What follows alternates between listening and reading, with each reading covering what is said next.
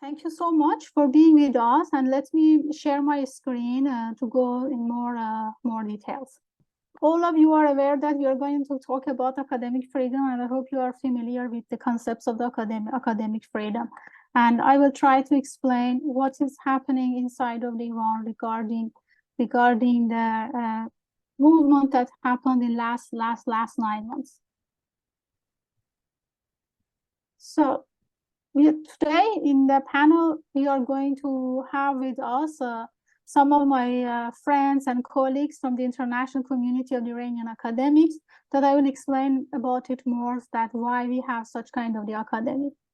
And we are going to have Dr. Negar Partov, who is a faculty member in New Zealand, and she will explain us about her journey when she was the student in Iran. And of course, her story comes back in the later times than the other audiences.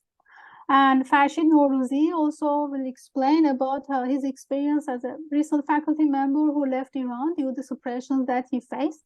Azadeh Ganje, who is now based in Germany, she will tell us about her journey as an at-risk scholar, what caused her to leave Iran. And Sina Intisari is going to be the representative of the Iranian students who are under pressure now due to the rules of the government. I'm not going to introduce the panelists in more details. They will tell you more about themselves, especially when they are going to tell me about their journey. And of course, I'm really happy for the organizations that they are with us, and you see the logos here. And I hope that if you are not familiar with them, contact with them, especially if they are related to your region. So regarding why we are interested in the case of academic freedom, you all heard about the tragic death of Mahsa Amini in 16 September 2022, which was happened in the police custody. And then this is her picture few hours, maybe even few minutes before her arrest inside the metro of the Tehran. And you see that it looks that her hijab and also her dressing is completely fine. But anyway, he just beaten, and nobody really knows that what happened in all these hours. And then she went to coma, and 3 days later, she passed away in one of the hospitals of Tehran. And in the 17th of September, the start of the protest happened first in the universities during the day. And of course, it just spread to the streets at night. So the students, especially inside of the universities, were the one who started the protest after her death. So the protest continued almost in all the universities. I will give you the statistic about that. And the 2nd of October 2022, that we call it Bloody Day attack, the severe attack happened in several universities of Iran, especially Sharif University, which is the university of the elites of Iranian community. And it was also in the news that why the government made this kind of attack. So, and in 20th of October, the Minister of the Science, Research and Technology mentioned that from now on, the military sources are going to have officers in the universities of Iran, which is quite strange things. The protest continued until 7th of December last year, and which is the Student Day in Iran. And more or less, one can say that the last big protest happened in the 8th of January, which was the anniversary of flight PS752. That maybe you heard about that flight just crashed by the missiles of the IRGC, Ukrainian flight. So what happened?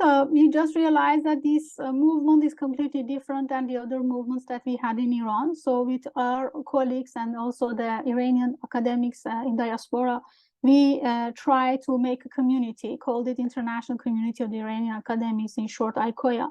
So we established with few friends in October 2022 by making the awareness about what's happening in Iran, and of course being the voice of the students and scholars that they are on suppressions in the universities of Iran. So of course, you can find more information in this link, and I will also send you the link in the chat. And we did many activities since then, writing the statements, connecting with the students, activists inside of Iran, trying to help them that they are at risk, be their voice, and of course, making a detailed report about what's happening in the universities in the last 9 months. And I will share you the report with you, the link of the report.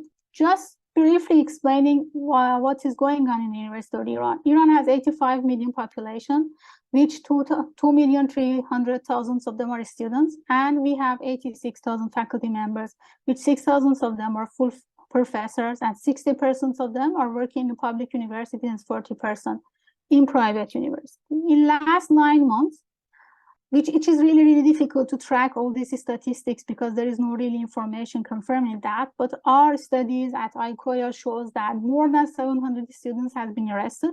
Protests happen in more than 144 universities. We are not really sure about the number of the attacks, but it could be of more than 100. Among the around 600 people have been killed in the protests. More than 20 of them are students. And among all these students that have been arrested, we know that around 70 of them were the convicted students, and they just sentenced to prison. And recently also we are hearing that many students, they lost their right for education, and the number is approaching to the order of 800.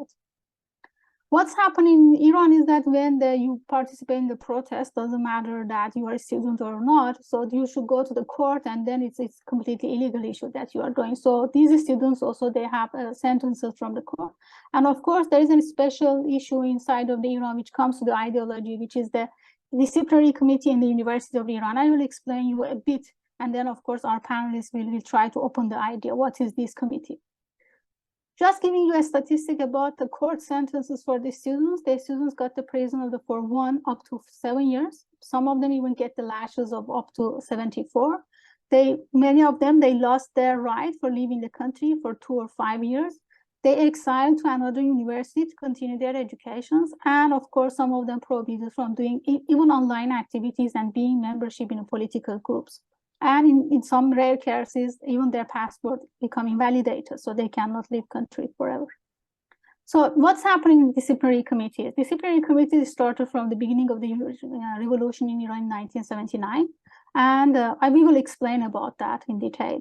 So who are the members of this committee? Is the president of the university, vice president of the student affairs. And of course, in all of these committees, there is agent of the supreme leader, which is a religious person. And of course, security guards, that could be the IRGC, which is the Islamic Revolutionary Guard Corps. So it shows that the presidents of the universities of Iran are part of the suppression tool in Iran. So what is about the history? That we go to the details of the history more. After the revolution in Iran in February 1979, what happened is that the suppressions started also inside of the universities, but the biggest one happened close to the Cultural Revolution. Means that from the 20th April of 1980 till 1983, almost for 3 years, all the universities of Iran were closed. In all these attacks to the universities to put a pressure to close the universities, at least we know that 30 students have been killed, 7,000 of faculty members been fired, and the 70,000 is half of the faculty members of the Iran in that time, and more than 20,000 students have been expelled from the university just being active in a political groups that they were active those days. After this revolution, cultural revolution, several protests happens inside of the universities. The famous one happened in 1999. 10 years later, the big one happened in 2009 after the results of the presidential election in Iran. The next one happened in 2017. The other one was in 2019. Of course, the biggest one was in the September 2022, which lasts till more or less, let's say, March 2023. And this guy whose picture is here is now the head of the Supreme Council of the Cultural Revolution in Iran. And as I told you, the other protest which happened in Iran was in July 1999. 7 students have been killed, 300 of them have been arrested. And unfortunately, at least we know that one of the students who've been arrested that time disappeared completely. So we don't know what happened to this student, Saad Zainali, since then.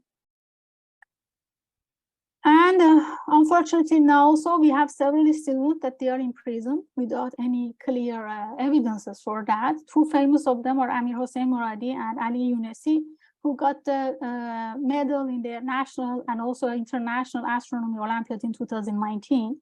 And this is the picture of the homework of Ali, who just got out in social media almost 2 months ago, that he is studying inside of the prison, and he's the homeworks for the mathematical algebra course. which is really, really sad. Of course, we have students activists for years, and of course they pay for their activities. We have here Leila Hossein-Zadeh, who was a master's student in Tehran University, and he was arrested before the uprising in last September, and he was in the prison till January 2023. And we also have Yashar Daroshafa, who was a PhD student when he was arrested. And the really ridiculous things is that he defended her PhD thesis inside of the prison. So this is her PhD defense session. So that government use it as a propaganda, saying, okay, even the students can complete their PhD inside of the university. And the funny point is that he was released from the prison 2 weeks after his defense. What happens to the faculty members? At least our statistics shows that more than 100 faculty members been fired or suspended, and they forced to go to the early retirement, and the contract of many of them who were the visiting professor were canceled. Here you see the picture of the Mortaza Ne'mati, who was the faculty member in Shahid Shamghan University, and when he lost his job, he is not working in a pizzeria. And Farshid Nowrouzi is gonna tell us more about the suppressions to the faculty members in Iran. Unfortunately, we have at-risk scholars in Iran too. Maybe you heard about Nilufar Bayani. Nilufar born in 1986. He did studies in outside of Iran, but he came back in Iran to work as a biologist. But unfortunately, he convicted in 2019 for 10 years prison sentences, and now she's still in prison since 2019. One of the other at-risk scholars is Ahmad Reza Jalali, born in 1979, who was a faculty member in Sweden. And he came back in Iran in 2016 to visit the family in Iran. And unfortunately, he was being arrested, and it's not really clear that for what reason he was sentenced to death. And he's in prison for more than 7 years now. Umid Kokabi, born in 1982, was an experimental laser physicist, and when we are more or less the same age. When he was arrested, I was a physics student, and I was always worried that how physics can lead to be arrested by my government. So it was really scary for me also too, hearing about his history. He come back to Iran in 2019 from US because he was a PhD student there to visit the family. And unfortunately, he was arrested and then got the 10 years of prison sentences. Unfortunately, a few years after being in prison, he got kidney cancer, and that's why the government released him in 2015, and a few years later, he left Iran. So this is more or less the history that I wanted to open the discussion for you. And of course, you're going to go to the more details that how you can help us by having the action. So I don't want to be the only one who is going to talk. So I just want to open the floor to our panelists. Please, if it's possible for you, open your camera, and I will start with Sina. Do you see my screen? Yes, hello. Okay, great. So I will start with Sina, and then please, Sina, just tell us about your history, and then I will come back to you about the suppressions that's happening for the students in Iran. Please. Hello. First of all, I sincerely say thanks to you and all the audience for coming and listening to our story, the story of Iranian scholars, Iranian students, and universities in Iran. I deeply believe that to have a better world, we don't need to do anything, just listening to each other's stories. If we truly listen to each other's with our hearts, I believe finally the best actions will naturally and self-motivatedly will find their ways. Due to limitation of the time, I prefer to go directly to the topic, because sadly our story is very long. My speech has two parts. The first part, I will talk about why universities and students are the target of the Iran government as an ideological power. And the second round, I will talk about some student issues in universities.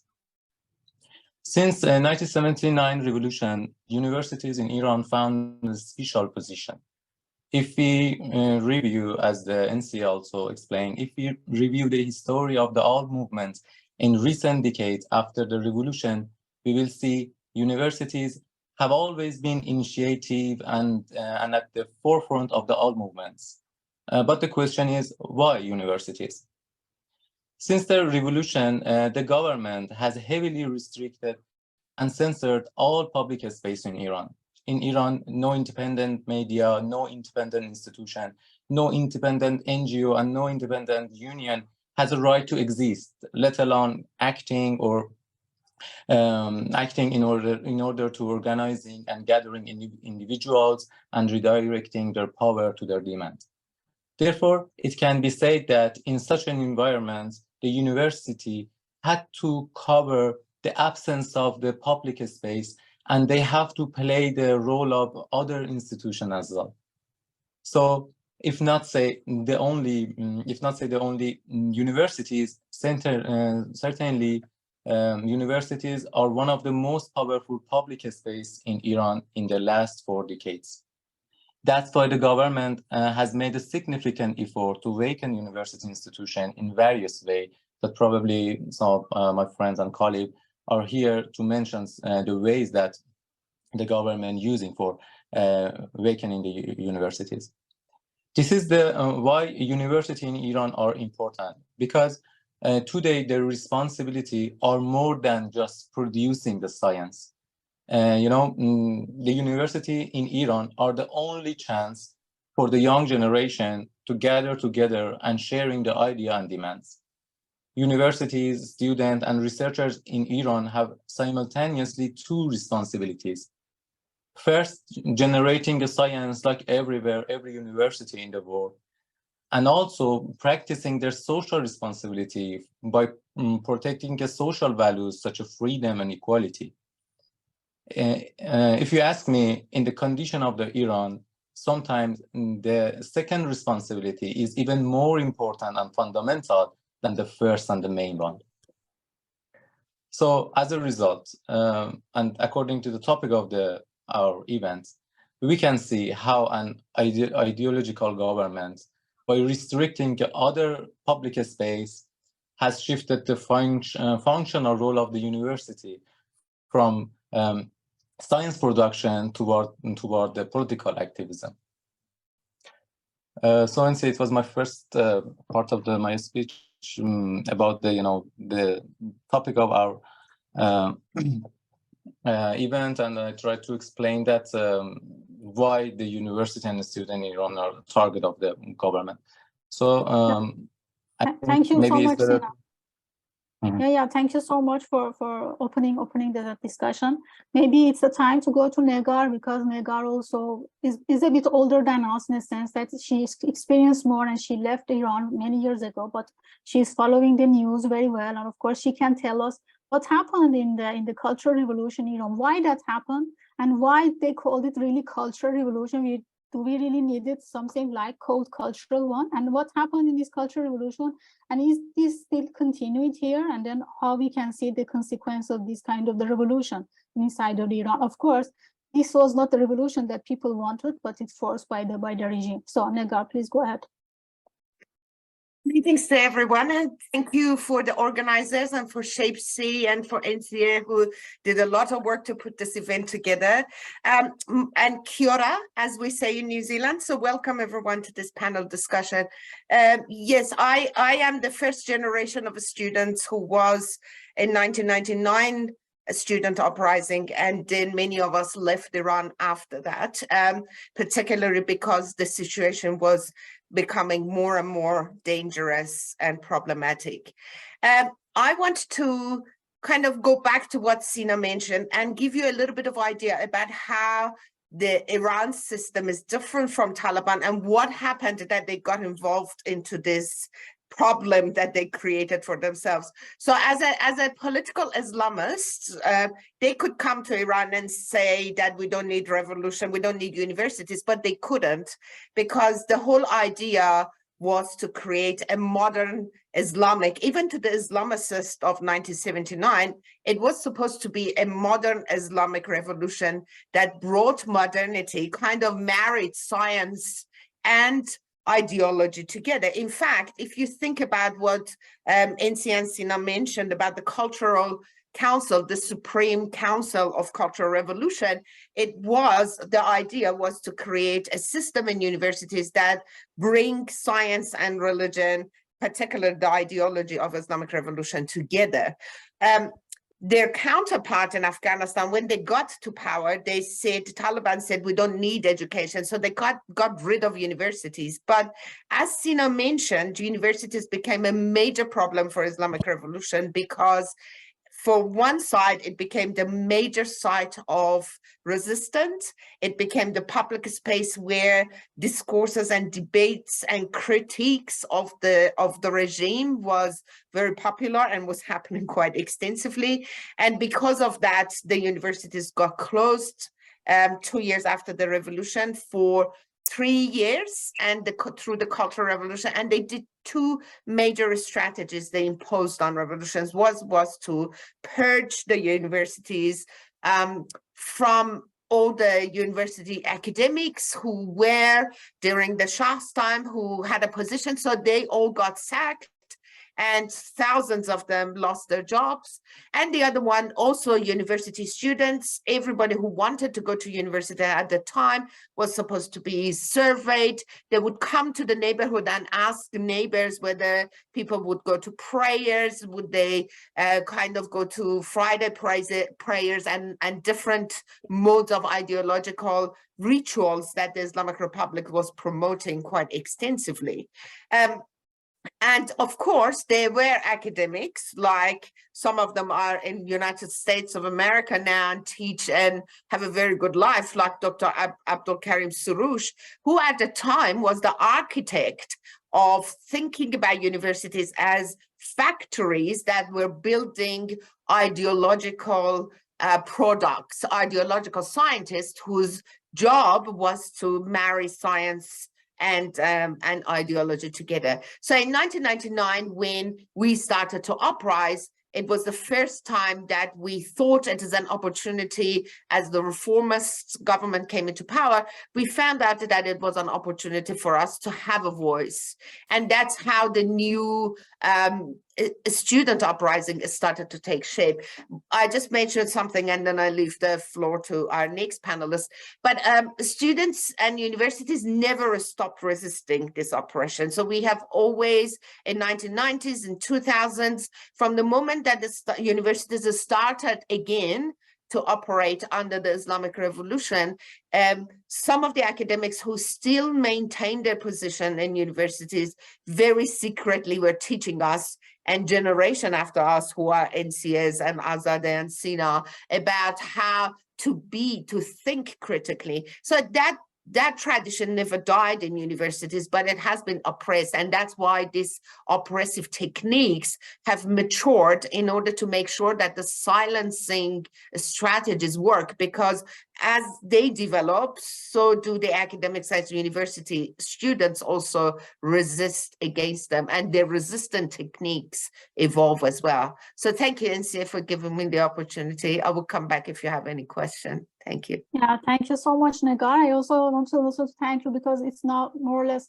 2:30 in New Zealand. I'm really glad to have you here, and sorry for that. You can also leave almost in half an hour. I know that you should go to work tomorrow. So thank you so much for opening this great discussion that governments tried to have the ideological products, but it seems that it completely failed. So let me continue with Azadeh, because she left Iran almost a year ago, and then she will tell you us more about the suppression that she faced as a faculty member there, especially that her subject is related to the art. And now the Art University of Tehran is one of the leading universities in Iran during the protests, and they never stopped in the last 9 months. So Azadeh, can you please tell us more what's happening specifically in your university with the art students, and then what you faced that leads you to leave Iran? I say hello to everyone, and again, my thanks to all the organizers and also audience who put time to talk about this very important matter. Also, I would like to thank you, NCA, for your accountability about all these issues. Yes, as you mentioned, that's the truth. Art students in Tehran, and in particular Art University of Tehran and Tehran Art University, which are two very connected performing art and visual art schools, were among the ones who actually started the first protest inside the university campus. And then they tried to join people who were actually gathering out of the campus. Perhaps some of our audience know that the University of Tehran has a very important strategical space and position in the geography of Tehran. It is positioned in a very important street of Engelab, the Revolution Street. So most of the time, if there is a protest, it happens around the campus of the university. To mention, maybe it's nice to say, or maybe it is valuable to mention why this is happening inside the art university, and in particular the universities of humanities, because it's also mostly about the topic of humanities and art. It's very well connected to what Negar mentioned about the Cultural Revolution. After Cultural Revolution, we had a lot of problem in our syllabus of courses in the University of Art, and also in general in humanities. Many things were changed. Many professors left the country. Many topics and subjects were actually censored. But at the same time, I think many faculty members, students, kept trying their best to bring in the new methods, philosophies, and everything which is actually helping spreading the knowledge of the world in the field to the students. So all in all, being in the University of Art meant being in a very vibrant, active atmosphere, in an atmosphere which actually kind of helps you to get connected to people out of this university, because you're not only dealing with scientific matters, you are mostly dealing with social matters. You are talking and performing about people on the stage, that they are real, they are out there, and they have issues. So I think these two are very important factors in this case. First of all, they needed to have access to freedom in expressing their art and their thoughts through art, which is very much censored. The other one is art is very much connected to everyday life, and it is kind of impossible to actually be indifferent to that. However, the authorities try to promote a very special method and style of art which is indifferent to social and political happenings in the country. I think we already saw many productions during the last 40 years which are named or labeled abstract, but they're not truly abstract. They're rather trying to get rid of this big burden of censorship. So what happened in the art university and what happened to me in particular was a constant fight for having access to freedom of knowledge, a constant fight for having access to the right of appearance. It's interesting that right of appearance in the field of art is a very important topic, because as an artist, as someone who makes productions to be seen in the society, it is important for you to be able to appear in the society as you wish and as you want. So it was not only about the art students themselves, but it was also about how active artists have been during this uprising and before. Many artists and many activists were the ones who were invited inside the university to give lectures, who were working as lecturers in the university. So despite the very limited syllabus of teaching, there have been always something happening under the layers, under the official layer of humanities and art studies. So what I would like to mention here, to summon what I said, is it is important to know the lack of academic freedom in Iran is also so much affecting syllabus of studies, affecting who is actually present in the university. As you mentioned in your presentation about who is the president of the university, who can achieve such a position. So in art, I think it was always a problem because they didn't have enough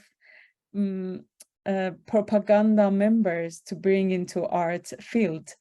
There was always a constant need for real artists because it is not anymore possible to actually fill this gap with false statistics.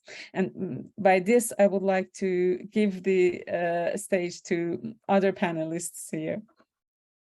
Yeah, thank you very much, Azadeh. I'm completely agree with you that with all these suppressions happens in the case of the, at least in the case of the art that you experienced it. Of course, they couldn't silence the students, and I'm really proud of the students of art in all around Iran that they really did great job in last 9 months.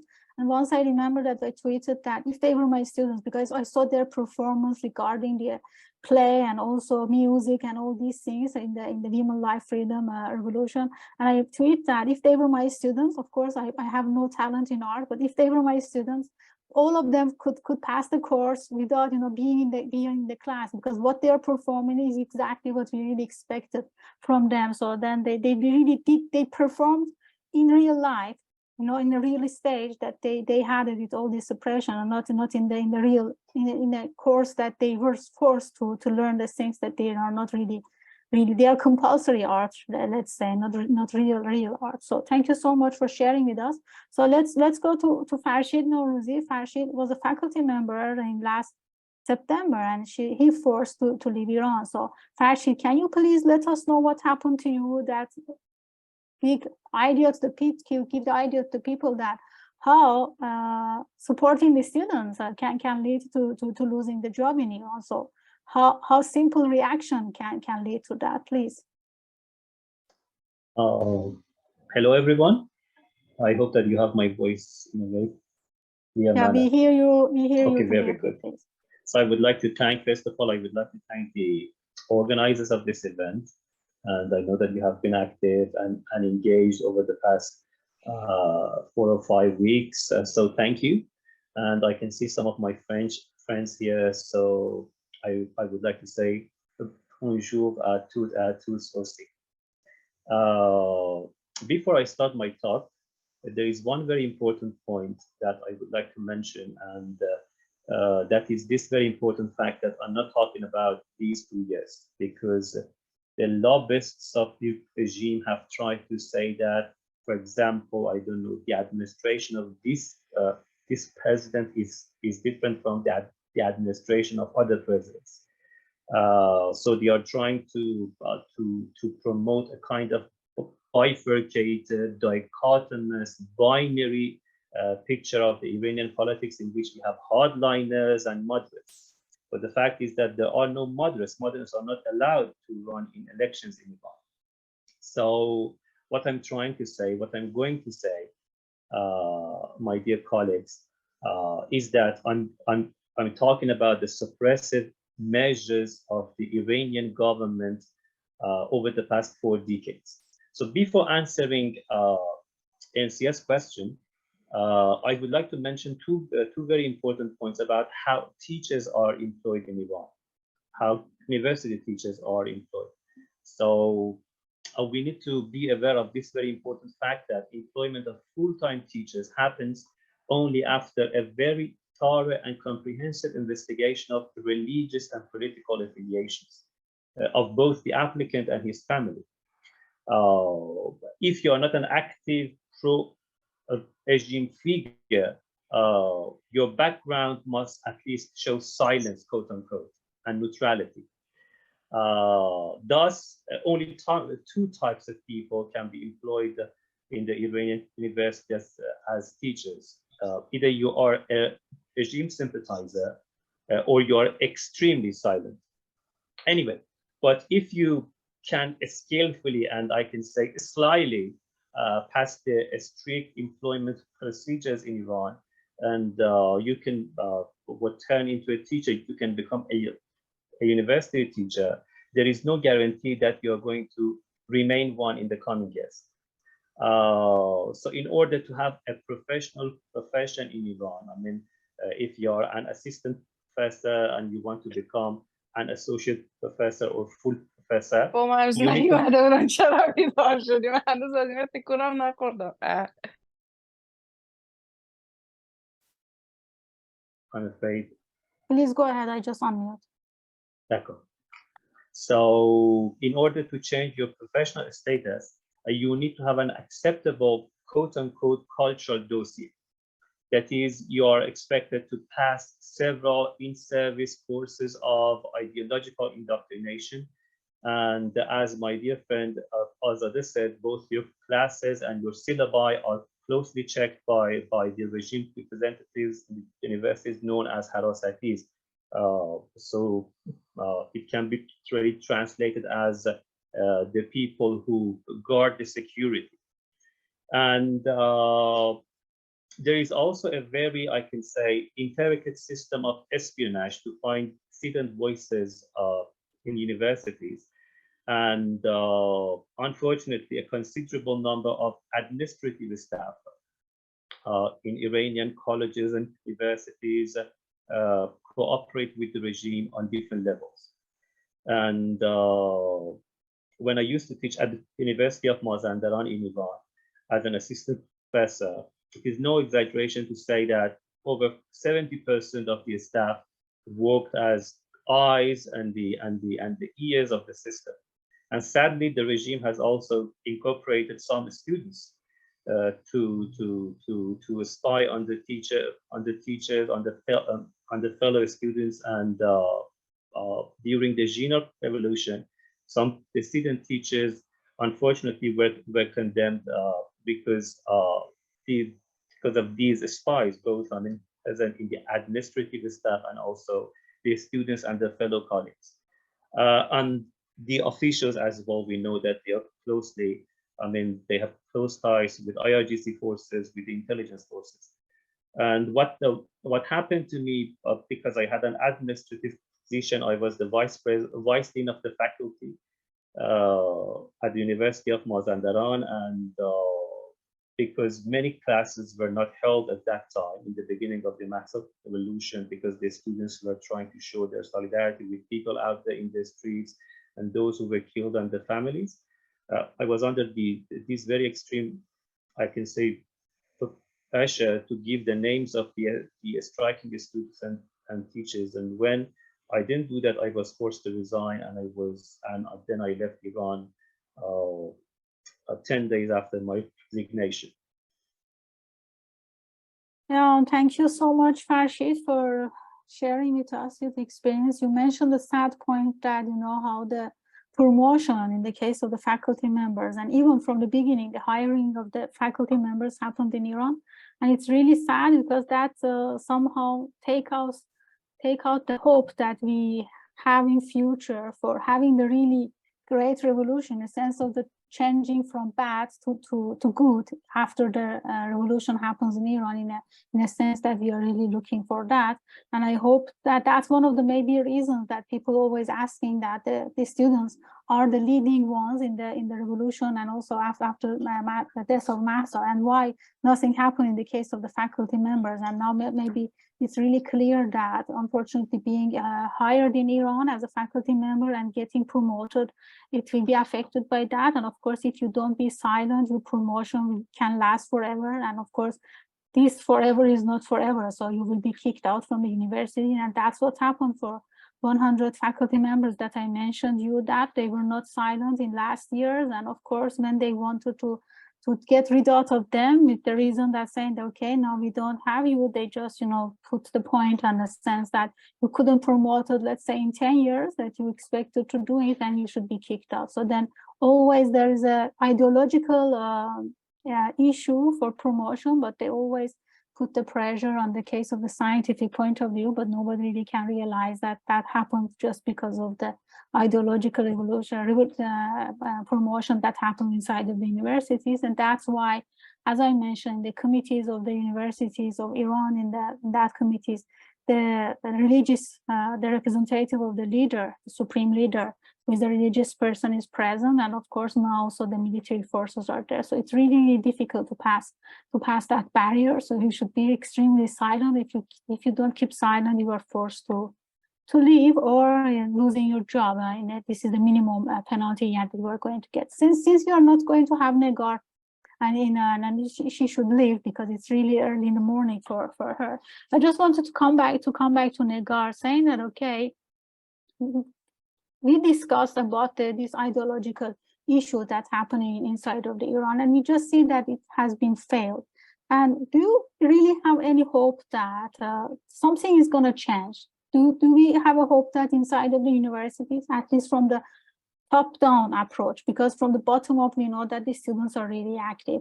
And do you think that all these pressures that happen, and especially increased a lot in the last 9 months, that we see it in the news and in social media, do you think that the government will be really successful to silence the students and also the faculty members? Is it possible really to continue this cultural revolution till the government is in power or not? Yeah, thank you, Ansia. No, it doesn't matter. I'm very pleased to be here and having this conversation. Some of us never actually stopped fighting the Islamic Republic, even when we came out of Iran years ago.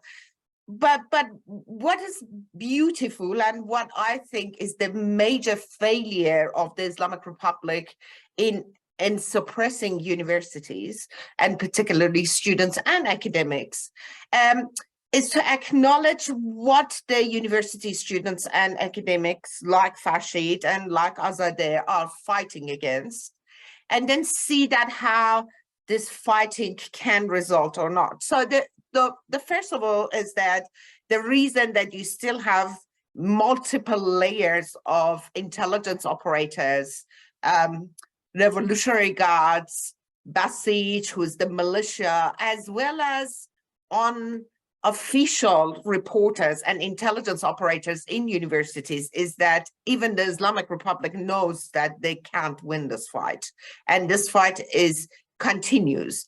Now, what they have, the reason that university students and academics haven't been successful so far, and there I want to change the topic to say that what are the levers and the strategies that the Islamic Republic has. So the Islamic Republic has three main strategy and power points that allows them to continue this fight. Otherwise, they would have lost it years ago. So the first one is, as Farshid and Azadeh said, they place people in the positions of managerial. So pretty much all the managers of people in managerial positions in universities are all come from the backgrounds that are connected with the Islamic Revolution Guardian Corps, or is related to the government. So they're very, very closely connected. So that placement is important because it gives them positions of power. The second reason that they have been able to continue this fight in universities is that Iran is a rentier state. And as you know, rentier states make money out of natural resources. So Iran has a lot of oil, gas, many natural minerals. And because of those, it means that it can substitute the failures that it has in universities. So rentier states means that if you are sympathizers, as Farshid said, with the regime, if you are very quiet, if you don't say a word, you can get benefits. There are grants that come to you. There's rentier states. I mean, I don't know if you have heard about Jamile Alamul Huda, who went to Venezuela and said some major nonsense about the role of women and education in a country that has over 60% of women going to tertiary education, which is by itself shows you how resistance operates.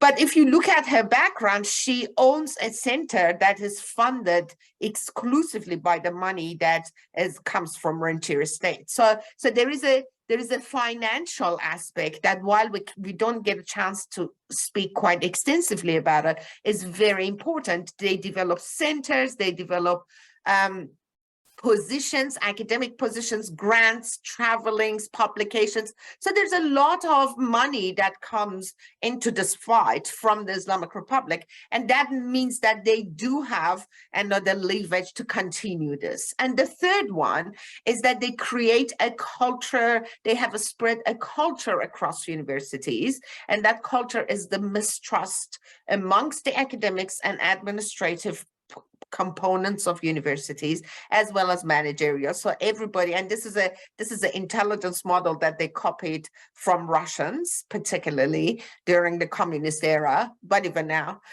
is that they continuously, they have layers of intelligence. So you create a mistrust, so you can't even trust your colleague. And because of that, they create gender discriminatory policies to create divisions between women and men. They create ethnic discriminatory policies, so they create problems between students who come from less privileged areas to ones that come from the centers. So these creations of divisions and these cultures that they spread across universities is the third strategy that they have in order to kind of beat the university. But as Azada mentions, and I was listening to her thinking about in 1999 as well as now, even at that time we didn't have mobile or anything, we had fax. And I don't know how many of you are old enough to remember those times, but even that time we were united. So the students in arts were united with humanities and social sciences, with the STEM students. We were all together, and that unity that we create and has been functioning and now materialized in what NCA said as, for example, systems like Iranian International Community of Iranian Academics, is that these, when we all get bullied, we actually unite together. And now we have a much better platforms. We have an international voice that is operating, and I don't think they can sustain it. But I think because they do have these strategies, we need to raise a lot of awareness globally, and we need to mention that these are leverage and these are strategies for oppression. And if we do not have a voice as an international community of academics, all of us, and not have the knowledge about this, this fight can be continued. So your question, Ansia, will they ever succeed? No, they will not succeed. But will they ever continue fighting? Yes, because universities are the focal point for the Islamic Republic. They need the credibility in the international community, and that comes from universities. So for them, this fight is an existential fight that allows them to survive, and they will continue. In fact, I believe even if they would allow some social freedoms in the streets, if they would kind of give up on one or another fights that they have with people in the civil society, they would never give up fight against academics and against the students. So we also have to keep on fighting. So that's kind of my position. Thank you, Nsia. Yeah, thank you so much, Negar. You mentioned 3 points that I'm just trying to wrap up, saying that you mentioned 3 M's regarding the managers, money, and also mistrust. So these are the 3 pillars of the government inside of the universities, putting the managers in a position, high position, and also the money that they have investing for making the propaganda, of course, but with their ideology, going directly to their ideology, and also the mistrust that happens among the colleagues and also between the students and also the colleagues, and also in high level with the managers and also directors of the university. Thank you so much for telling us why this ideology still continued after 45 years. And you mentioned something regarding the situation of the universities that gives the credibility to the government of Iran. And I want to mention and ask Sina about the because we know that in Iran, as also Negar mentioned, 60% of the students, at least in the bachelor level, are females. And when you, even in the STEM subjects, and when you tell that to the other people, even in the developed society, they say, okay, that's really great. Of course, probably the government or state made some ways to increase the number of the females inside the University of Iran. But I want to come back to Sina to say that, well, how it could be that females are in general are in more suppressions than the other people inside of the society.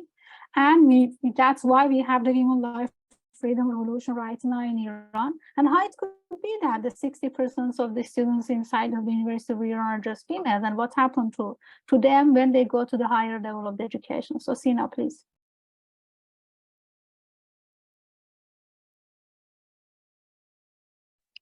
Hi again.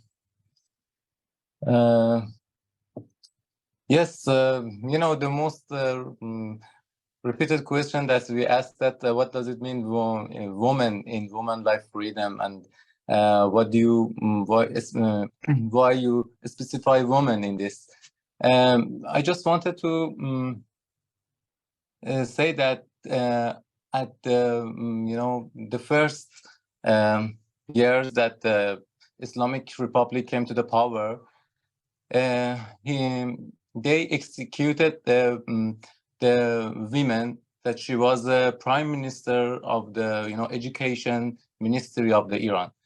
I think these actions, you know, I don't want to talk about the, you know, it was legal or illegal. This action shows that at the first year of the revolution, they execute the women, the, you know, the image of the women in the Iran. And after 14 years, we see the reflection of that action. That in Iran, they wanted to actually omit the women from the society, and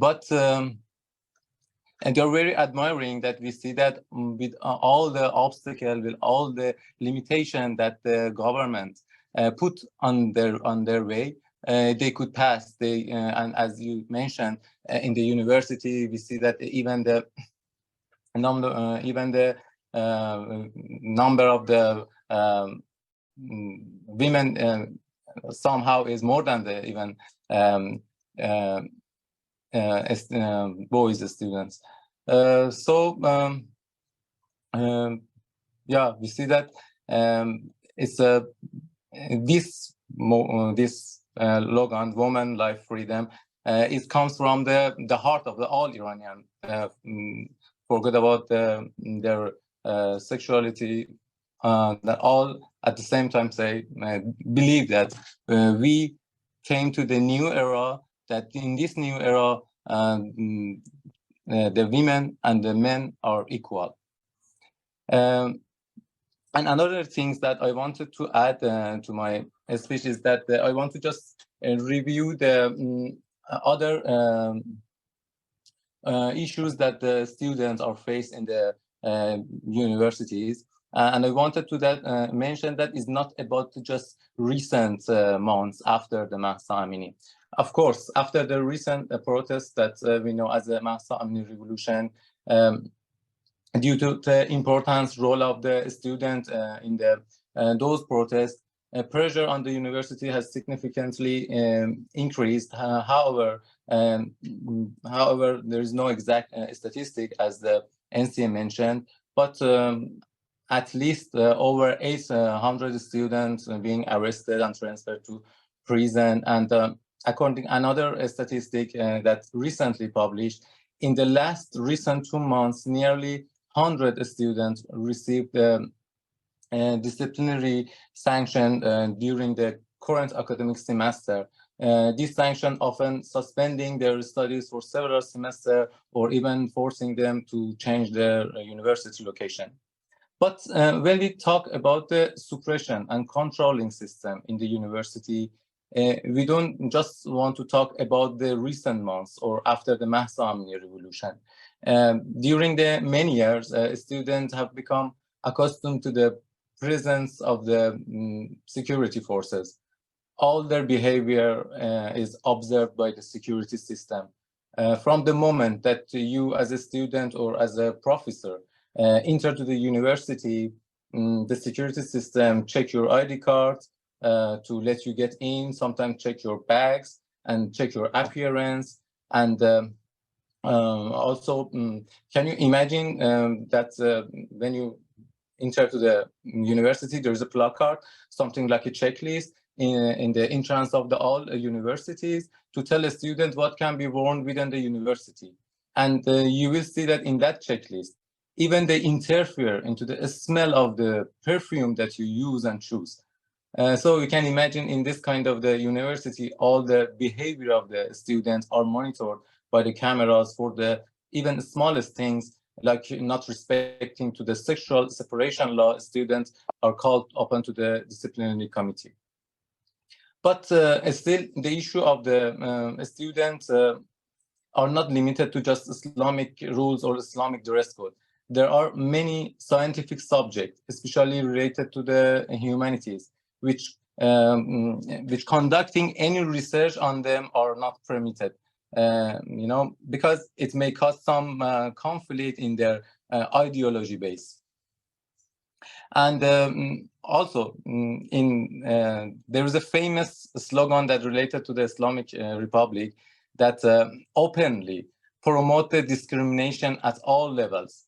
It is said that the commitment is more important than expertise. Commitment means the religious commitment is more important than expertise or scientific skills. So can you imagine the consequence of such a slogan in the university? Many students, despite having a high academic ranks, are deprived of education. So as we know them as a star student and a student with a star. On the other hand, there are many students and professors with low academic rankings who because they are politically aligned with the system, easily achieve to the higher degree and position. So, in my opinion, as in the case of the Amir Hossein Moradi and Arash Moradi and Amir Hossein Younesi, the two Iranian elite students who, despite having international scientific accomplishment in the field of the astronomy and physics, they have been in prison for more than 4 years without no reason. So it's a clear example that demonstrates the Islamic Republic doesn't care to scientific value. And the reality, as the Negar mentioned, the reality is that the ideological system, the Islamic Republic, they don't want university itself. They just want to use the name of the university for a kind of institution for just validating and admiring their ideological value. But the university, the meaning that we have in our mind, they don't need it. Yeah, thank you very much, Zhina, for more somehow summarizing what is the situations on the universities in Iran, especially on the students. Of course, the list is much larger than the one that you mentioned, but that's how is it. So let's since we talked about the situation of the females in Iran, and you talked about the suppressions on the female students, that if they don't wear the proper job even recently, because you're in the exam time in Iran, they are not even allowed to pass their exam. So even if they go to the exam, they are not allowed to take the exam. Of course, if they don't take the exam, so they're gonna get 0 grade, and of course that's in the average of their courses, and maybe they will not be able to continue their education. So this is part of the suppressions inside the university that we face. Let me go to Azadeh as a faculty member who worked in Iran for several years, and of course she faced also a lot in the case of the female as a faculty member there. So what suppressions that you face there, that you still think that it is still there, and of course it's increasing in last 9 months? And then do you see that these kind of suppressions will be able to somehow reduce the passion of the students to not fight for their faith? Please, Azadeh. Yes, please. So in particular, there is maybe it's better to mention how a faculty member is actually accepted as a faculty member in the structure of universities in Iran, to mention how female faculty members, or if we can even say how diverse gendered faculty members have problems to get inside the university, and what are they facing in this process. So usually as a faculty member, you are accepted through a tenure track system. And in this tenure track system, first of all, you have to approve, like everywhere in the world, that you are academically a very passionate and also a well-deserved scholar to be in this position.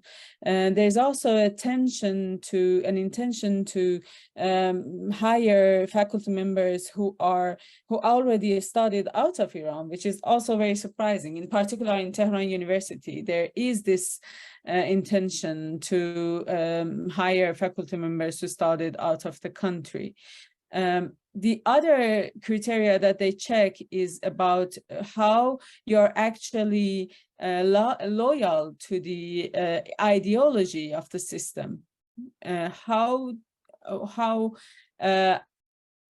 good as a Muslim you are practicing, which is another thing. So it is the ideology of the system, the state, the totalitarian system, how loyal you are to that. They check your background. And the other thing is how, as a Muslim, if you are a Muslim, and there is more chance for a Muslim to enter the university than any other, even officially acknowledged religions, how you are practicing. In the case of women, it is always a very big question about hijab. And this is not like they meet you, they have meetings with you and ask you about your hijab, or meet you as a real person and check how do you actually dress yourself. It is about a wide and unknown kind of intelligence service going to where you have lived through all the years of your life, asking from your neighbors and people who know you if you are a good Muslim woman, which means if you are actually having proper hijab, if you are, and that's not the only question. The second question, which many female university members faced during their interview, which is very interesting, is, and they ask me too, what happens if a student of you doesn't have proper hijab? What would be your reaction? So the question is like, how would you work for us? How would you function for us as the eye in the class to check that? And this is a question. The other question and the other criteria is women, female scholars who are already married and have children has priority over than female scholars who are single and don't have children, which does not have anything to do with their academic quality. I think everyone here believes so. So this is another criteria which gives you some priority for being hired as a woman, as a female member of the faculty. The other thing which is different with men is how you actually have personal connections with your students. So if you are a female professor and if you have very intimate but proper connection with your students, usually you are more questioned. What is your connection? Why do you have connections out of the university with your students? It is not about taking care of the students. It's rather more about monitoring and surveillance of any connection happening between human beings inside the university, and in particular females. I would also like to bring your attention to problem of people with diverse gender intentions. And in the case of art universities, we have two methods of acceptance. First of all, there is a big exam which every student have to take in the country to be able to enter the university. The second is an interview, and this interview is being done by the faculty members, which are not all of them very much free in their functions as a scholar. And some of them are even members of the propaganda. So when we have these kinds of students who come to the interview for art schools, there's always a big problem, because they are mostly judged at the first hand by their gender intentions. They are actually judged by their tendencies. How do they look like? Is there a danger if they are from queer community? And if something like this is actually being suspected, then this student has either is out of the wheel of choice, or will face many other oppressions during their study. So I think this is also important to mention. We are not only facing gender inequality with these two binary genders, we are talking about diverse genders who face oppression in the university. Yeah, thank you very much, Azadeh. That reminds me maybe a sad story that I had in Iran, that the only reason maybe that I chose that university to apply for that as a faculty member, when I resigned, of course, in last September, was that I was here that there is no investigation there. You know, I didn't have such kind of ideological interview.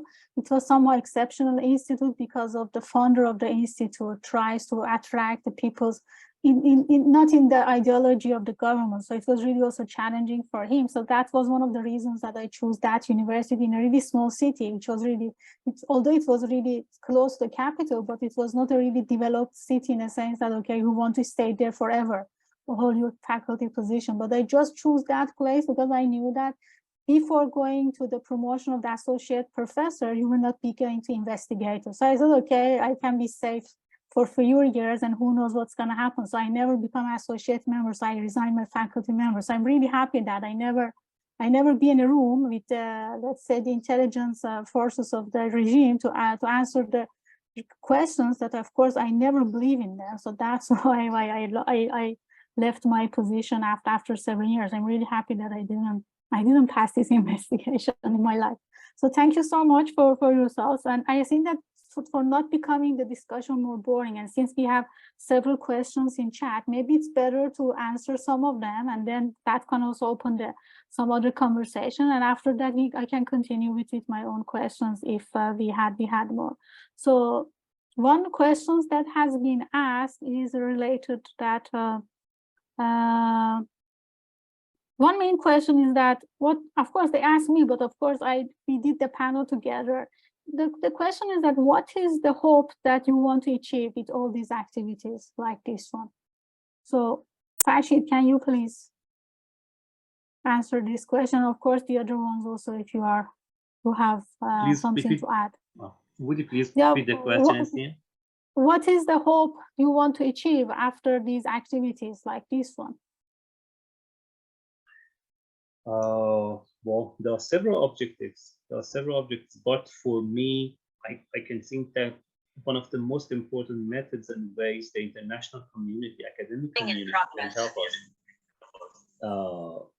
is that they can cut off the relations with oppressive teachers, because we have been trying to provide an archive, a data related to the names and the actions of those academics in Iran who have been collaborating with the regime to oppress students and teachers. So I think that would be great if the international community, if academic journals, prestigious academic journals, refuse to cooperate with these people. That would be a very great step, because those who are oppressing those academics in Iran who are working with the government would know that there is no way out. So if you're working with the government, if you're oppressing students and teachers, then you are going to lose your status and prestige in the international community. So I think that that's a very good way. Yeah, thank you so much, Rashid. Maybe we continue this discussion by saying that, okay, by this making the awareness about what's really happening inside of Iran, because the suppression is much beyond than the academic freedom that happens in other countries. So people are not really aware, and also they are not familiar with how an ideology can really influence science in that case. So that's why we want to have these panels more with several generations of the Iranians, that they try to resist in Iran, and of course do the best job that they can do it, to not be in the swimming in the direction of the government force them to do it. But and then also they are also outside of Iran, they try to make the community to be the voice of the Iranians. And of course there's some actions that we can do it. So maybe I can come back to Negar, to saying that, to explain that, so what kind of the actions the other communities can do if we make the awareness. A couple of responsibilities that we have as international academics, and one of them is to think about how corruption can undermine the credibility of institutions. So part of it is our conscious responsibility of supporting equality and equity, which we always do in our research and our investigations. But I think the other part is that we actually have a commitment to finding the truth, and this truth is important. We all send our articles to be reviewed by other academics because we want to make sure that the credibility of these publications are important for us, and that's actually a completely separate issue from raising the matter of justice. There is also the matter of accountability and the matter of transparency that we all need to pursue. And in fact, I think this is a major responsibility for all of us. So there are many other factors that I think we can talk about it, but I want to be very selfish, and I saw some very great questions on the line, so I can take a minute to answer, to just give comments about a couple of them. Faraz, I think it is absolutely fantastic. You mentioned something about Muslim Brotherhood. I've done a lot of studies about Muslim Brotherhood. Khomeini had quite a lot of affinity to Sayyid Qutb. Ahmadinejad was the translator of the milestone. They have had quite a lot of interactions. So a lot of techniques they have been using is commonly shared. So it's not that the Islamic Republic copies Muslim Brotherhood, but they actually share techniques. And there are a lot of discussions we can have later on. But one of the things is that they both contributed to setting up Muslim Brotherhood offices across Europe in late 80s. So these ideological connections is very important. Can I give a comment about Marxism? Yes, Lek, you're correct. Marxism was as a philosophy was very fascinated and interested to create an equality of distribution of wealth and distribution, but the problem is the implementation of Marxism, and it has happened quite a lot. So while you can distribute equally and centralize and distribute money to different points, the equality of opportunity in the implementation of Marxism doesn't happen often. And examples in different countries show us that. So one of the reasons that the Cold War ended the way it did is because this is not working because of the problems of inequality in accessing opportunity and freedom. So that's my point about that. But I think there was another one, Mina, sorry, who wrote a very great question about, sorry, I just, so I don't make a mistake. Oh, sorry, yes, it's here. It's about how the resistance works. So I teach security and philosophies of security and the strategy. So I believe that Iran civil society is a very smart civil society, and they try different different styles of resistance. So you see, NCA was talking about 1999 and then 2007 and 2009. So occasionally they do uprising, and then they start dragging the Islamic Republic's resources. So for you to, as a totalitarian regime, to have credibility, part of it is to be able to silence everyone. So if you have to put quite a lot of resources and money and funding and security guards and intelligence operators into your academic systems in order to maintain the silence, it means that the resistance is operating very successfully. Because if you win, you never do that. So one of the things that that students and academics do is that they move between these two modes of resistance. So sometimes they come up, and of course they are dealing with one of the most brutal regimes with lots of power and military forces and intelligence power. So they do lose quite a lot of people, and it happens, as NCA mentioned at the beginning of this panel. And then they go back and they change their style of resistance. And one day it is just not accepting to have a different to have a different coffee shops and universities and sexually segregated coffee shops. The other one is to resist against compulsory hijab. The other day is for male students to go behind the podium and talks about poverty and the mismanagement of universities. So I actually think that Iranian academics and students have been very successful, because if it was like any other, and I can think about some other totalitarian regimes in the world, that they don't spend that much money in their universities, that they have been able to silencing their students and academics, and Iran hasn't. So I think that it depends how you define success, but I believe that the strategies are a little bit different. And just one more sentence about connections. Yes, we do have connections. So I do have the privilege to be the co-president of the International Community of Iranian Academics. And we do have many different connections, whether through our personal connections. So some of us still have friends who are teaching in Iran or are involved in universities. So that's one connection. But we also advertise quite a lot about students and academics being able to connect with us, and they have. So many of them come to us and talk to us, and we have the connection. Whether we can officially and publicly talk about the projects that we do together, no, we can't. But we do have a lot of projects that we work together with academics inside Iran. So thank you, Ansia. Sorry about taking time. No, it was really great. Thank you so much, Nagar, for explaining some of the questions, answering many of them. Yeah, actually, one of the questions was that how the community of the Iranian academics in diaspora really trying to help the academics in Iran. The point is that if you go to the website of the HEIs, you just see a few pictures and also a few names.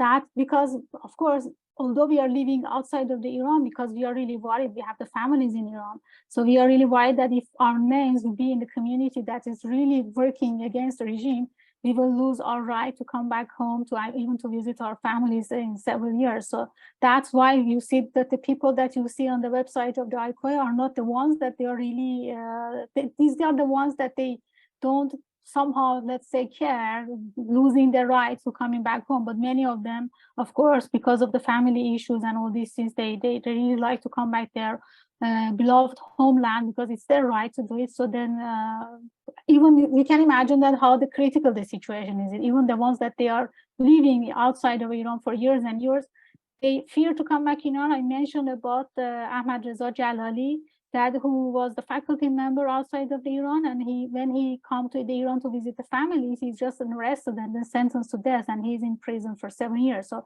you can imagine that how big is the suppression regarding all Iranians, even the academics, that they are living abroad for years and years, and they don't even communicate with Iranian academics inside of the Iran. But then since the government see that maybe they can be helpful for their propaganda, for their military issues, they arrest them when they come back to Iran. That's what happened to Omid Kokabi. And then he was in the prison for 5 years, and he just released because of the kidney cancer, and then pressure from many scientists, because he was really intelligent guy and just prison for really nonsense issue. But of course, we see that in the case of the Amir Hossein Moradi and Ali Younesi, that doesn't work, that they are in prison for 4 years. And I just wanted to mention that Ali Younesi and Amir Hossein Moradi, they are just 22 years old. And can you imagine that how it could be the suppression, that you arresting your elites? So then I hope that makes the awareness what's going on. So maybe I can just come back to Zhina. So we are doing these panels with the hope that, we also have the help from the outside of from international community, at least regarding the Iranian students. So from your point of view, Zhina, do you think how the international academics can help Iranian students, the ones that they are inside of Iran, or also they are the ones that they are outside?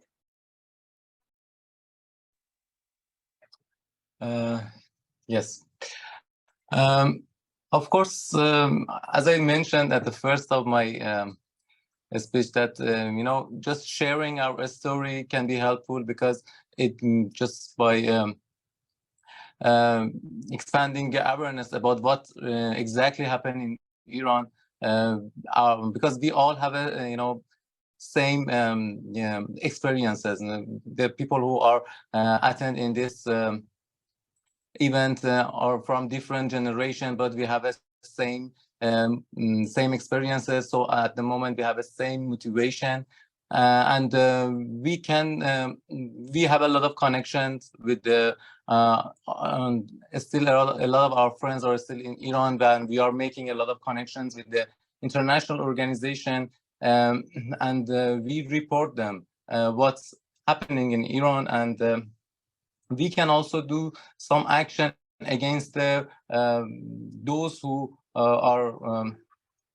support this system, even professor, even those who are take a part in the disciplinary community. And another thing that I just wanted to mention, that last month I was to talk about one of the student activists in Iran, and because in the last 2 months there was a lot of suppression in the university. Many of the activist students received some from the disciplinary committee, received many sanctions, like I asked them, so what do you think about the future? What do you think about the future of the university? Do you because all of the student activists that I knew was in trouble. Some of them fired from the university, some of them in prison. So I asked them, what do you think about the future? And they told me, it's just enough to look the history of the way that we came from the first years of the Islamic Revolution so far. Yes, the government are more stronger than us, but we are more than them, and the future is belong to us. And that's why it's obvious that in the next 2 decades, we can cope up with these things, and we can cope up with the government. So just in this short time, in maybe 1 decade, maybe 2 decades, in this short time, we need the support of the everybody who listen our voice, support of the international scholars, support of the international organization. But after this time, we will pass, and that time we would have a good memory of this cooperation, yeah, this was the good news that I wanted to tell everybody about the future. So people who are in Iran are very hopeful and very energetic, and that's why we are also receive that energy and will continue to be their voice. Yeah, thank you very much, Zhina, and then for your commitment in this panel. I'm aware that you are going to have a course as a student now, so if you want, you can leave not to miss your course, and we can continue with the other panelists. Thank you so much for being with us, and also we will continue the connections. Thank you so much. So let me continue with other suggestions regarding the helps for the academics that they are at risk. Farshid, you were the one who forced to leave Iran, and also you resigned when you were in France as a sabbatical leave, and then you forced to stay there. So what happens to you when you lost your job and you were in France with, of course, short visa? So, and what do you expect, and what do you think that the international community can help the students and scholars that they are at risk? Thank you for the question. Well, the feminists say that personal is political. So if I'm talking about my own case, in fact, I'm talking about tens of hundreds of other cases in Iran who have not been lucky like me to be able to come out and find a position. So I should say that it was not really easy for me. And so it took me around 6 months to find a position here in France with the help of Scholars at Risk, host program in France, but it was really tough. It was really tough. It took a lot of time, and money-wise, stress-wise, everything. It was not easy. But I know many people right now in Iran, many academics who unfortunately have not been able to find a position. They have lost their job. And as you kindly said in the very beginning of the session, especially visiting professors were highly persecuted, my dear colleagues, and they have lost their jobs because of their support for the Mahsa, for the Zhina revolution, and now they are unemployed. And they cannot find any other teaching position in Iran because of their background, because they have been fired once. So, I do support the cause of the Ukrainian people, and I do support what is happening now in the in the international community. They support Ukrainian scholars, Ukrainian students here in France or elsewhere. But I would call on international community to help Iranian scholars as well, and that would be a great help if you can have, for example, a kind of a scholarship, a kind of fund to support those scholars, those students in Iran who have been persecuted to find a safe position in different countries. Thank you very much, Farshid. I know that you passed a really hard journey to be able somehow, let's say, at least regarding the job settled on in France, but you see that even the ones that they are outside of Iran, they are really in critical position. In my case, after 9 months, I don't have any position yet, and there is no real hope that I will be able to find something, maybe because of the subject or whatever. So it's we really need support from the international community, because there were rare faculty members who had a chance to be outside of the Iran. And even for just few of them, there is no position even with the organizations that support the scholars at risk, which is really strange, because we are really aware that we are also sad about what's happening in the case of Ukraine, but we hope that at least when they want to invest the scholars for the Ukrainians, they don't cut the scholars from the other countries, because we know that there is a suppression, and also there is no academic freedom in several countries. Let's say, for example, Afghanistan, Myanmar, Yemen, Syria, the countries that they had a war for several years. But unfortunately, it seems that most of the budgets they just cut and devoted to the scientists and scholars from Ukraine. And I hope there will be more attention to the other scholars, especially from the countries that people think that it's calm, there is nothing happening inside of the countries. But to be honest, as we mentioned in this panel, we wanted to make awareness. The suppression is beyond that imagination. Even you have a job, you are under suppression. Imagine that what can happen if you lose your job. Even your family will be under suppression. So it will be really difficult for you to continue. So Azad also is one of the faculty members who received the Scholars at Risk fellowship to be able to leave Iran. almost a year ago. So Azadeh, can you tell us about your experience and how the international community do better in the case of the Iranians? First of all, I would like to say what SAR, Scholars at Risk, does and other initiatives is very important. The foundations are doing such a great job. Right now, we are in big crisis all over the world. We know what happened in Afghanistan, what is happening in Ukraine, and also other countries. There are some, we all constantly hear news about South America and other places. So what SAR and other organizations are covering is a big, big area and many members who are at risk. So first of all, accountability is not only about organizations who are actually helping us to find our way out of the country. Accountability goes to every member of the academy in democratic countries.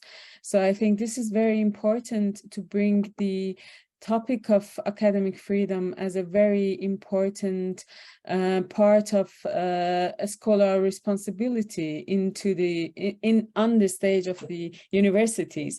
So I know that there are many, I actually have the Philip Strauss Initiative Fellowship, which is a very prestigious and very generous grant. But there is always this problem inside many of these institutions that there is lack of knowledge about the real situation of scholars on the ground when they come out of the country.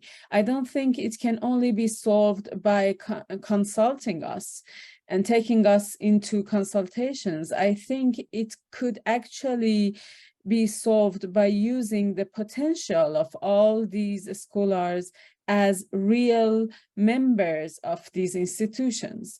Many of these institutions are not so much BIPOC, to be honest. I think there is a need to use the treasure of the experience all these scholars had before coming out of the country. The other thing I assume is very important is to actually remember the term of equity rather than equality. There is a need for empowerment. There is a need, and I see SAR and other organizations always talk about it, and I think it should be more practiced. There is a need to take care of empowering all those people who came out of the country, any country. There are traumas coming with them. It's not only about leaving your country and your loved ones behind. It is about the traumas you experience. It is about the power of finding back your identity. And it's also about the students at risk who come out. Right now, for example, Deade has a very good line for Iranian students. I think it's not enough. I am surprised when I see there is not such a thing in a very big number happening in the States or in North America. I think there is a need to spread this feeling of accountability. And of course, I know and everyone knows it is a big competition for any scholar to get into a position inside universities all over the world. Yes, it is hard to get back on the stage when you leave your position. It is very hard to actually revitalize your achievements through all those years. And this needs hands. This needs, yes, we all have to put hand in hand, all us, like what we are doing right now with the help of ICOIA and other institutions and organizations, but it's also about other members of academy who feel responsible to give some of their power to make empowerment. Thank you. Yeah, thank you so much, Azadeh, for really wonderful points. And we had also some colleagues, at least from Scholars at Risk. And also I want to add more. You mentioned about the mental health of these scholars, that they are displaced. It's really, really terrible condition that you leave your country. At least I can say, share my experiences, that when I resigned, I was in Mexico with 2 luggages because I left Iran just for 3 months. And I didn't even have the warm clothes in my luggage because I was expecting that I will come back home in autumn, so I don't really need any of them. So when I resigned and I realized that, okay, my family threatened by the intelligence services of Iran, and I realized that, okay, there is no way to come back home. And of course, I increased my activities, doing interviews and all of these things, and I blocked all the, maybe even a small window that I could come back home. I just realized, okay, I don't have a visa of any country. I have just 2 luggages, which is just have the, summer clothes and no money. Because as an Iranian, you cannot even have a bank account abroad. And then you just have with few dollars in your pocket saying, okay, where I can go now. And of course, you applied for positions with scholars at risk. And as you mentioned that, it's really competitive. And of course, the selection, I think sometimes is not going in a right direction. And also you just get, alone. And as I mentioned, in 10 months, I couldn't find any position, staying in a country without residency and without salary, how it could be. The mental health problem is one thing that even if you find a job and if you can save your life, it'll be for you forever. And nobody really pay attention to this kind of the issue. And of course, the students that they are outside of Iran, then they face the problem of if they don't have scholarships, the inflation in Iran caused that their family cannot support them very well. So they are in the economical pressure. They don't know how to be able to continue their education since they also did some movement. They don't see any place to come back home and to say, okay, let's come back home and continue in Iran our education. And of course, mental problem. Imagine that protests happening almost every day in your country, and you see that your people are getting killed, that they are much younger than you, that they are teenagers. Of course, you cannot concentrate on your scientific issues. And this is one of the things that people somehow cannot understand, that in your situation, you cannot really as productive as before. And of course, you are also worried about your family. Any activity that you are doing, you are really worried that your family will be under pressure and you will not be able to continue. And I hope that this gives an idea that, okay, even as an Iranian, you are not allowed to open a bank account. And imagine that how the sanctions can affect. And maybe that can open a conversation going back to the sanctions, because when Iranians talk about the sanctions, they said that, okay, the sanctions coming from outside of Iran, and the regime is not responsible for that. And I want to open the conversation with Negar, saying, okay, is it really true that the sanctions which is affecting politically and economically the life of the Iranians, and of course in general scientists, is just coming from the international governments and states, or it is just because of the policy and international policy of the regime that cause all this, somehow increasing the effects of the sanctions on Iranians? Please, Negar. Thank you. Yes, I think the problem of sanctions is predominantly the result of the foreign policy of the Islamic Republic. We don't have time to go through details on each one of them, but practically every policies that Iran has made that resulted in further sanctions or the remaining of the sanctions is because of sometimes a stubbornness and a particularly conservative branch of the Islamic Republic. So when we talk about Islamic Republic, even within the ruling system, there are disagreements. And these disagreements often resulted in the history of the Islamic Republic in the suppression of the reformist sector of the regime. So for example, in 1990s, when the reformists came into power, there were some movements between university academics and the governments, and between universities and between the government of Iran and the United States, in order to remove some of the sanctions, to elevate some of the sufferings that people were having. And actually, academics wanted to have a reconciliation with the government. Like they were saying, okay, you can do whatever you want, but this oppression cannot continue.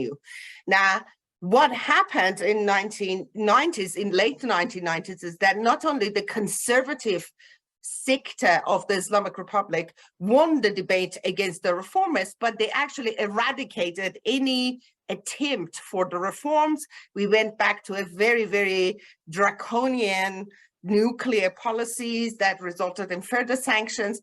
And in fact, this is another problems that we have in the Islamic Republic, is that those who are connected to the government are making money off the sanctions. So they have connections out of Iran that brings money to their own circles. They sell oil privately. They make quite a lot of deals under the table. And because of that, it's in fact is not bad for the regime.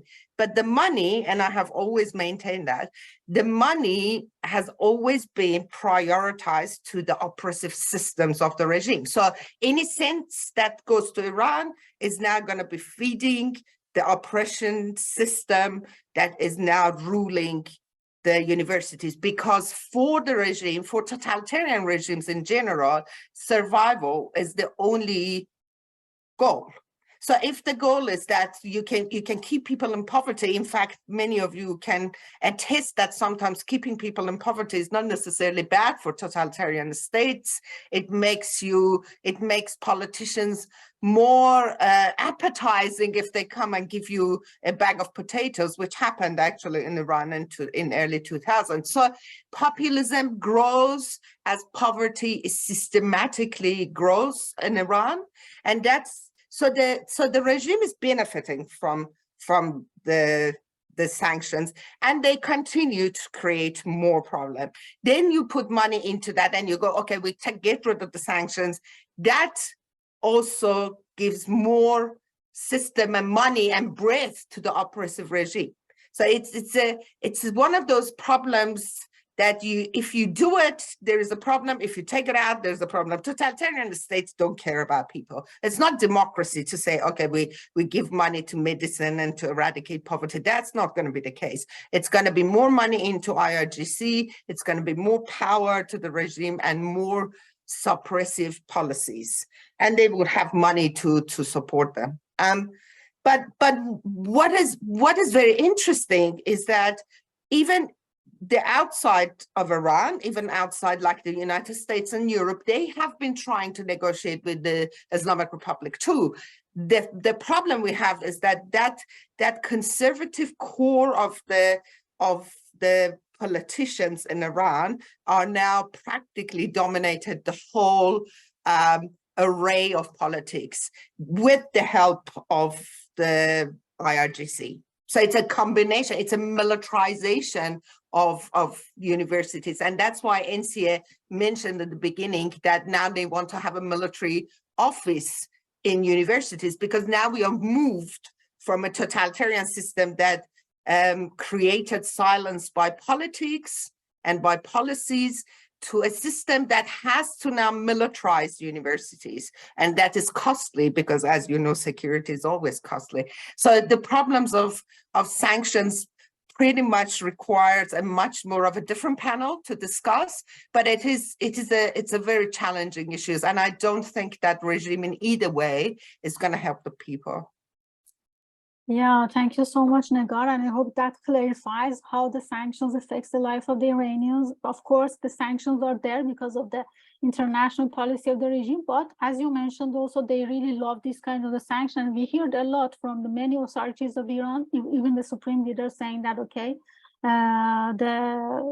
the sanctions are the blessing for the country because it helps us to progress, to stand our own feet, and also, especially in the case of the scientific point of view, that they said, okay, it's really good for us to stand our own feet and progress in many things. And we heard also in the time of the corona, they abandoned to have the vaccines from US and UK. It was mentioned explicitly from Supreme Leader, because he mentioned that we can make our own vaccines. And we hear that half of the people that had passed away in Iran, that is the 75,000 people, they could be alive now just because of if we had a vaccine imported and if we start the vaccination as sooner as possible. So you see that how an ideology, even in the case of the effect of the sanctions, can affect the life of the whole people, you know, killing people by the name of the sanctions, mentioning that, okay, we don't have a right to import the medicine and the vaccine, but then we realize that no,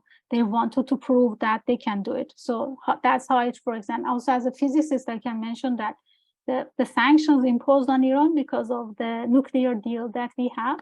And of course, as a scientist who studied physics, nobody inside of the physicists in Iran had the courage to mention to the government that with the country which has the oil and gas sources, and also even the solar sources, we don't really need nuclear energy. But of course, in the Iranian community and among the physicists, nobody had this courage to mention that to government, because we know that what's going to be the consequences. So you see that how an ideology can affect science. Even in the case of the physics, that you cannot really talk about the negative facts of the nuclear energy, that your country didn't really need that. So thank you so much for that. I want also to open another discussion regarding the pressure in the case of the Iranian academics, and people may be supposing that the pressure is just on females and also maybe some LGBTQ community, which is completely hidden community in Iran, and they cannot, of course, talk openly about their gender orientation. But we also know that some ethnics also in Iran under pressure, and also maybe they even lose their right for education. You hear maybe about HEIs in Iran, that's the one part of the religion which is not accepted in Iran. And I want to go to Farshi to explain us what happened to the Baha'i community in Iran regarding the education? So how their education and science affected after the Islamic regime got the power in 1979. Please. Thank you so very much, NCA. Well, the point is that I thought that when we were talking about academic oppression and the fact that how the regime employs some measures to suppress science and scientific endeavors, it would be really a regret if we did not mention the names of the HEIs and what is happening to them. Well, they are the most persecuted religious sect in Iran, as we know, and unfortunately, Baha'is cannot go to the university in Iran, as we all know, and so they can have they are trying to have some unofficial universities of their own, but if that network is somehow revealed to the regime, they will all be arrested and sentenced to long years in prison. So that's something that we need to be aware of, and I just wanted to remember. I just wanted us to remember what is happening to them in Iran. Thank you, Nzi. No, thank you so much, Farshid. It's a really sad story that although this community always try to be really keep silent and also not to directly somehow fight with the regime, but we know that they don't get their right for education, not just in the university level, even in the case of the studies for going to the high school and also these places, they are not really allowed to continue their education. Of course, after being graduated, even if they can be able to continue their education somehow by hiding their religion, not mentioning it in the questionnaires that we always supposed to write our religion. And they didn't mention that they couldn't find job, and if somebody realized that they were Baha'is and they hide it, of course they would be kicked out, and of course even there much more pressure on their families, and we hear that many of them they lost their right for education, and also even when they studied abroad they couldn't find job in Iran when they come back. One question has been asked. I think it's really important to mention that one of the audiences asked that, have you ever tried other ways to fight with the regime, that to be able somehow dealing with the regime, to go it in a peaceful way, maybe in the case of the reforming issue? And maybe Azadeh can explain about that. Is it really possible to deal with this kind of a regime? It's a totalitarian regime. Is it really possible? Have we ever tried it? Because people always, when hear about revolution, they always say that, wow, revolution is really, really dangerous issue. Even the name of the revolution scares public. And of course, the politicians, that's why they didn't really support as much as we really needed in the beginning of the revolution, Human Life Freedom Revolution in September. We expected, of course, more, and of course, from the scientific community, support from the academicians regarding what's happening in Iran. When people hear about revolution, they really get scared. I said, okay, maybe you could try other things, reforming, dealing with the regime, trying to change. Is it really possible with this totalitarian regime? Okay, to be honest, I think it is important to get back to the history of resistance in Iran. There is a long history of resistance. It actually starts by the revolution. The revolution in Iran in 1979 was not Islamic revolution. It actually turned into Islamic revolution. It was hijacked by Islamists. So what is happening since then is several people have been resisting in the academia as well. And several members of the academy lost their lives. Several students lost their lives. After the Cultural Revolution, there was a long years of imprisonment of many educated scholars and artists in the prisons of Iran. So yes, they tried their best to work with the system. They tried their best to do their best to actually survive, not for themselves, but rather trying to help their own country and their people that they loved as their comrades, as their family members. So this is a history of resistance. This is a history of trying to actually nourish, give service to your country while resisting a totalitarian system. On the other hand, all of us have already tried that. To be honest, I can say about all the members who are on this panel as the panelists, I have been an assistant professor in the university. NCA have been so. Negar have been a scholar and a brilliant student as long as I know, and then left the country as a scholar. Farshid have been an assistant professor.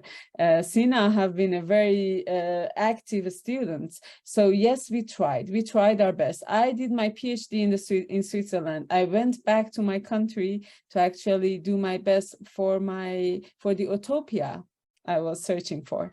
And I think I did as much as I could. There is a moment that the system wants all of you. There is a moment a totalitarian system has its name on it. The totalitarian system needs you, of course, but also wants service from you. The totalitarian system wants all. They cooperate with you as long as they need you. And there are moments that they want to bring you inside this corruption. I don't mean that this happens for everyone. I mean, there is a moment that this will come. Farshid bravely mentioned that he had to leave because he couldn't stay silent for what they were doing to the students. And I think I should mention, I did my best, unless the days that they were asking me to write reports on the students who actually left country for sabbatical leaves, or faculty members who left country for sabbatical leaves, to write reports. I was the international office advisor, to write reports about them. What were they doing? I tried my best. I actually revised all the syllabus of the university till the day that I was asked why I actually put choreography inside the syllabus while dancing is forbidden.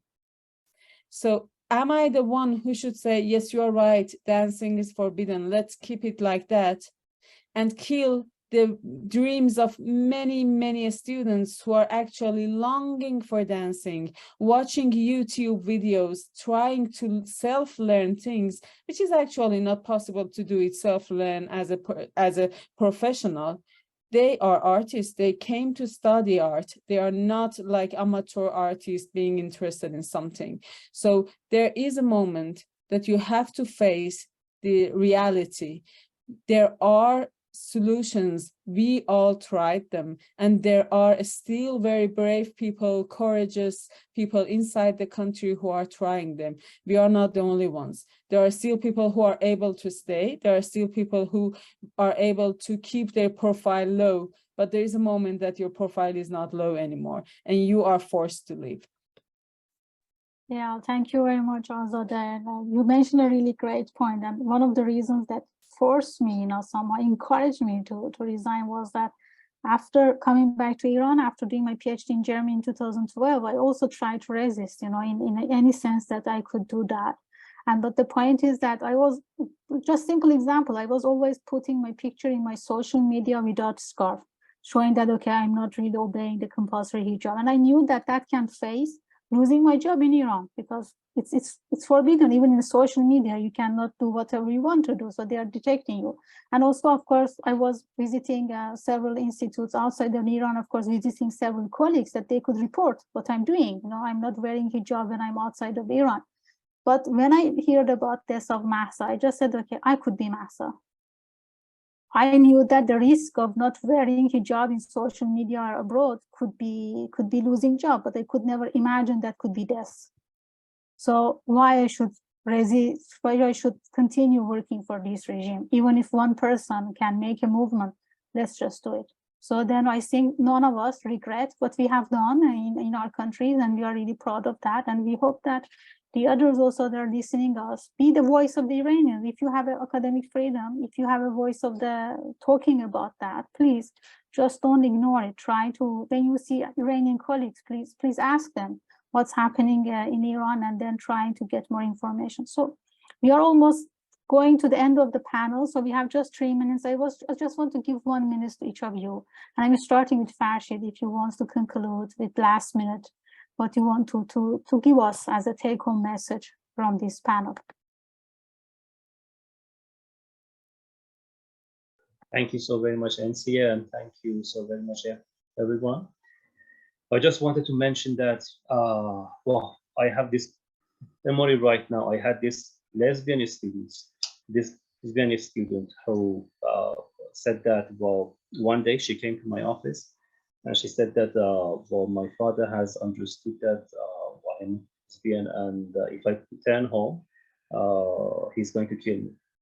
So I found this opportunity to say that how LGBTQ people are persecuted in Iran, how they are not able to express themselves, and if they come out, they will be punished by death. They can even be punished by death.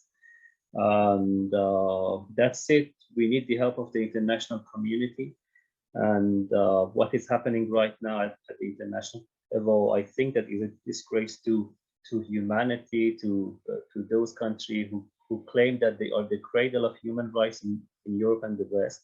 They have started negotiations with the mullahs, and it's an affront to Iranian people, to those who have put their lives, who have endangered their lives, and to those who have been killed in this struggle for freedom.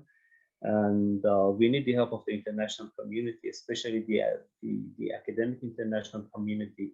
And I once again call on the academic international community to cut off all the ties with the oppressive. So if you're having a contract with the university in Iran, please kindly note that you're helping the regime.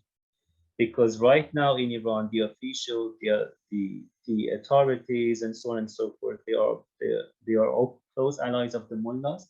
They are all close allies of the IRGC, and they have explicit ties with the intelligence that works in Iran. That's it. Thank you, everyone. Yeah, thank you so much, Farshid. You mentioned a really great point. If you have any even scientific collaboration, in the case of the economical helping for the system of Iran, please cut them, because we know that these budgets never goes to the academia. It just goes somewhere else that we don't know. So Azadeh, your last sentence, please. I would like to say, talking about cutting relations, I would like to mention, don't cut your relations with the students. Open your workshops, open your online courses, give the access to free knowledge to all the students of Iran. Help the ones who are actually resisting to have access to democracy, to learn, to give knowledge, to give back their knowledge even, because there is a treasure there and you don't have access to that.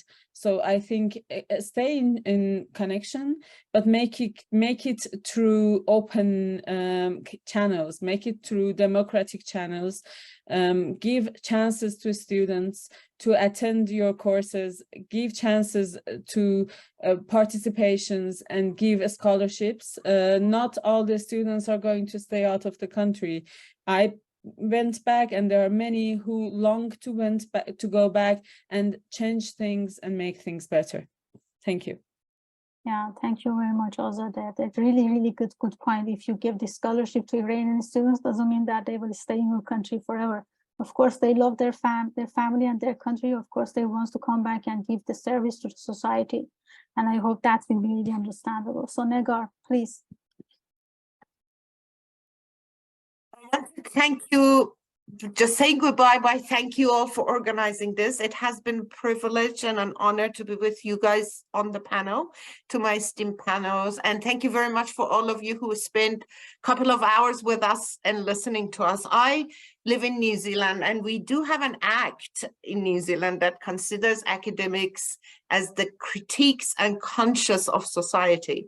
So our Freedom of Academic Act is actually mentions legally that we are obligated to a degree to be the conscious of society and to raise awareness about this issue. So I want to reiterate all what my panelist says. Yes, consider Iranian students, work with Iranian academics who want to develop their research with you. We do have an oppressive system, and at this stage, there are many scholars who are truly at risk. And I think talk to your colleagues about Iran and about, well, different cases, Afghanistan, and those who are oppressed under totalitarian regimes, and the role of academics and universities in that. But I also am positive and confident that a democratic Iran is coming. We are very close. It has been 4 decades of a struggle through different means, through demands for reforms, through negotiations, through oppositions, through revolutions. So there is quite a lot of different strategies, but a democratic Iran is coming, whether anybody is ready for it or not. And it is a decisions that I am very proud to see how the generations after me have taken. And it's a great honor to be in this part of history. So thank you very much. Woman, life, freedom, and all the best. Thank you. Goodbye. Yeah, thank you very much, Negar. I cannot add more. That's our hope. We are fighting for democracy, and of course, having the right for everyone, you know, that's all around the world. And we hope that the revolution that's going to happen in Iran gives also voice to the other countries that they are living under totalitarian regime, to really realize that academic freedom also matters, because if the democracy will be in danger, the academic also will be in danger. So you should be really cautious about that. So if you hear that even in democratic countries, some left parties got the power, be sure that in future your academic freedom also will be in danger. So thank you so much for being with us, and good day and a good night for all of you. We want life freedom. Thank you.